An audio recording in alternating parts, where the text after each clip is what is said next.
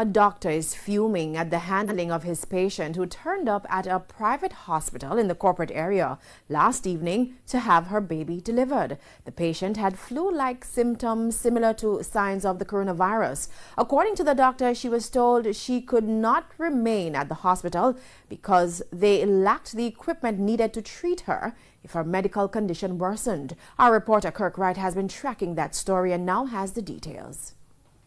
The patient, who is in her 20s, turned up at a private hospital in the corporate area about 5 in the evening to deliver her baby.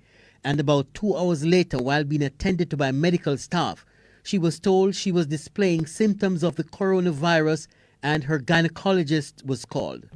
But while she was on the ward, the nurse noticed that she was short of breath, and she said she had difficulty in breathing for the past 3 days.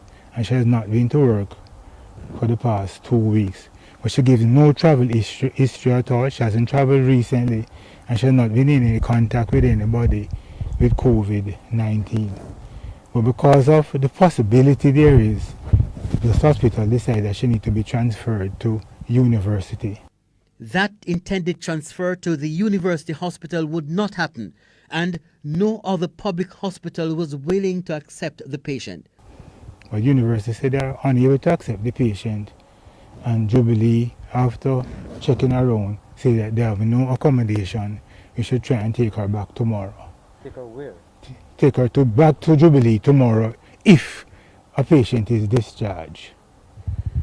So right now, the patient is in limbo. The woman's doctor says a senior person at the Victoria Jubilee Hospital explained that they refused to take the patient because the high dependency ward was full. They were also told that they were still waiting on some COVID-19 test results that are outstanding for over a week. That is madness, man. The woman's doctor says the patient's condition worsened overnight. Her saturation fell, so they had to give her oxygen, and it will go up a little with the oxygen, but it will fall again, and her fetal heart was irregular also. So at one stage we think we might lose the baby. Early Friday morning, the woman's doctor said he again called the university hospital to get his patient admitted, but wasn't able to convince them. The university refused to accept her.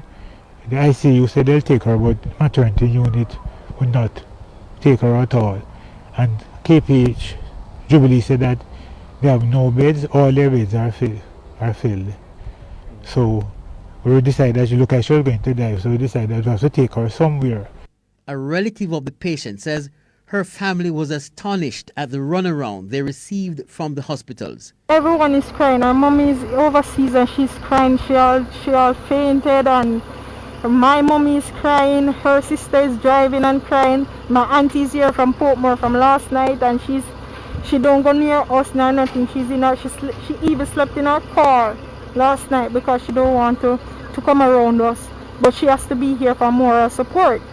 At daybreak, the Spanish Town Hospital came to the patient's rescue and she was rushed there, but the hospital was clearly not ready to receive a possible COVID-19 case. For over an hour, the patient waited in distress in the ambulance while her doctor paced the floor until the hospital staff completed the area they were preparing to receive the patient. The woman finally had the baby, but a relative told us the mother was not doing well and had to be transferred to the university hospital for further care. She has taken the COVID-19 tests and is awaiting the result. Kirk Wright, TVJ News.